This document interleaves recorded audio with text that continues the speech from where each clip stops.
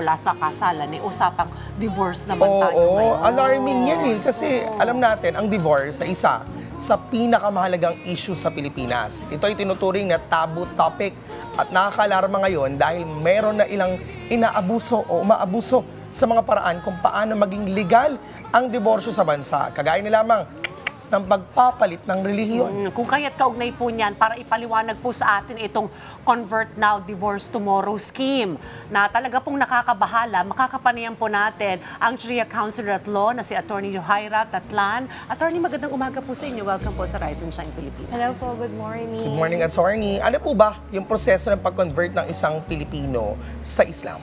Well, first po, they have to took shahada, no? They have to testify that they want, they want to profess Islam. And after yung shahada po, they were going to register it before the Sharia courts. Opo. Kasi po yung registration po ng conversion sa Islam, ang sabi po sa batas, it will serve as prima facie proof na such person really professes Islam. Okay. Attorney, maaari niyo po bang ipaliwanag po sa atin kung ano po yung divorce sa Islam? Yes po, no. Itong divorce is defined under the law and under Islamic law, no. It is a formal dissolution of marriage na it will only be granted after exhaustion of all possible means of reconciliation. Meaning, pwede lang po ito, no, kapag wala na pong mahanap na paraan para isalba pa yung marriage. And it will cause ng negative effects na sa family kung ipupursue pa po yung marriage bond. Alright. Attorney, sino po ba ang mga pwede mag-exercise ng rights na ito sa Pilipinas? Okay po, nasa Article 13 po ng Presidential Decree 1083 na yung pag-avail po ng divorce ay first, dapat po yung both parties are Muslims and they are solemnized in accordance with the Muslim law. Second po, no, pwede pong yung isa doon sa party, yung male party is a Muslim and the other party will be is a non-Muslim. However, their marriage must be solemnized in accordance with the Muslim law. Okay. Because kung yung marriage po nila, no, kinasal sila under civil law, hindi po nila pwedeng i-avail yung divorce. It's a form of dissolution of their marriage. Okay. So, in addition to that po, no, kasi medyo i-relate na rin natin sa mga kapatiran nating balik Islam. Diba po, no? Yung Presidential Decree 1083 po, maaari din po itong ma-enjoy ng ating mga kapatirang balik Islam or yung tinatawag na Muslim converts. But there are certain requirements under the law na kailangan sundin. Okay. Well, pag-usapan natin itong Convert Now, Divorce Tomorrow scheme na nakakabahala at nakakaalarma kasi parang nagagamit yung religion para, kumbaga, legal silang makapag-divorce na hindi naman ito tama. Ano yung basta-basta Paano po ba na? ito nangyayari? At ano po ang mga dapat i-consider nung ating pong mga practicing lawyers about this? Yes po, no. Definitely po, itong Convert Now, Divorce Tomorrow na issue, no, ito po yung isa sa prevailing issue ngayon. Okay. Kasi mayroon pong mga practicing lawyers or Sharia counselor na pinapromote po nila yung scheme na ito na, kahit ikaw ay married under civil rights, pwede kang mag-dissolve ng yung marriage through divorce under Sharia law. But under the law, no, both in religious and legal perspective, no, this law is totally disrespectful and sacrilegious po, no. Kasi hindi po pwede yung isang tao magko-convert lang for purposes of availing the right to divorce. Opo, because it totally disrespect po yung sanctity ng marriage and yung sanctity ng family as recognized under the law. Pero the time they were married, attorney, just to be clear about this, nung time nung hindi pa siya Muslim, bago siya magbalik Muslim, nung kinasal siya, ay legally kinasal sila.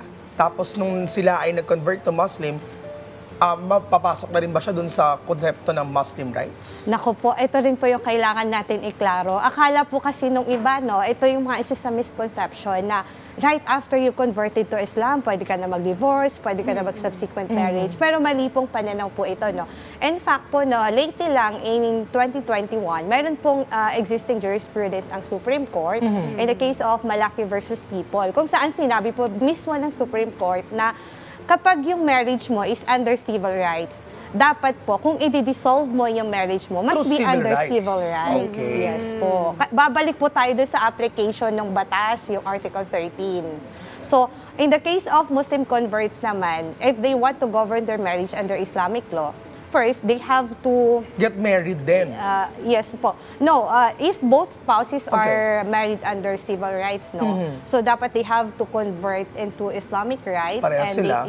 they have to register their marriage, and they have to file a petition before the court that they want to govern their marriage under Islamic law. But it should not be overused, or it should not be used na lang nung mga Muslim converts na, magko-convert lang ako para lang mag-divorce. Because definitely, it is sanctioned under the law. Okay. Bawal po siya. Okay. May gumawa nito na nakasuhan ng bigamy. Tama ba? Can you tell us about that case?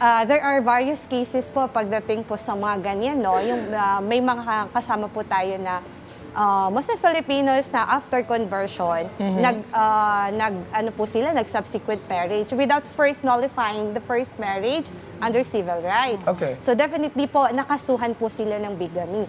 Although po yung sa under Islamic law, valid defense naman yung religion mo to perform subsequent marriage or to enjoy yung right to divorce. But under the law also, it is clearly stated then na if you want to subsequently married, and if you want to practice yung polygamy, so dapat be sure muna na yung civil wedding mo, kung i-annul mo muna siya or i-dissolve mo muna siya Okay. through annulment, not through divorce. Oo. Kasi yun lang naman talaga ang kumbaga sa atin na yung mga magpapakasal ay ang available options nila is actually annulment. Annulment lang, oo. Dissolution of Yes. marriage. Well, attorney, ano po ba yung posible maging parusa para dun sa mga gumagawa nito and also for the practicing lawyers or Sharia counselors na nagpo-promote ng ganitong klaseng scheme?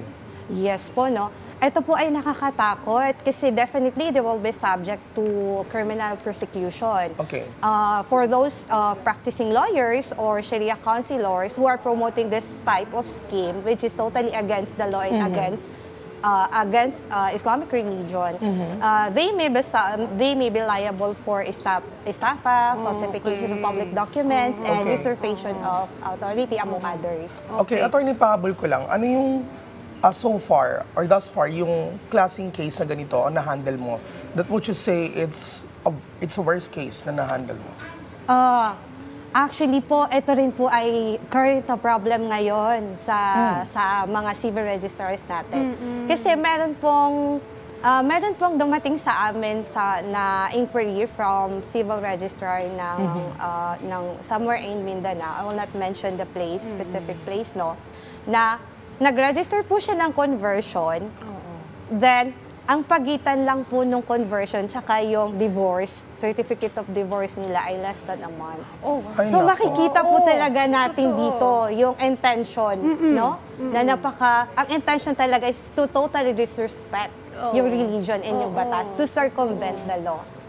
Correct. Opo. So so far yung office po namin sa National Commission on Muslim Filipinos, we are taking into account ngayon na nakikipag-usap kami sa mga legislators or other stakeholders para sana maka-come up tayo ng other laws to totally penalize yung mga ganitong practice. Okay.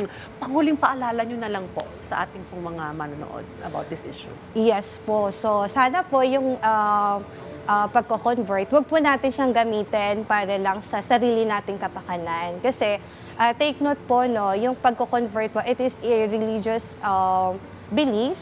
It totally it is a very very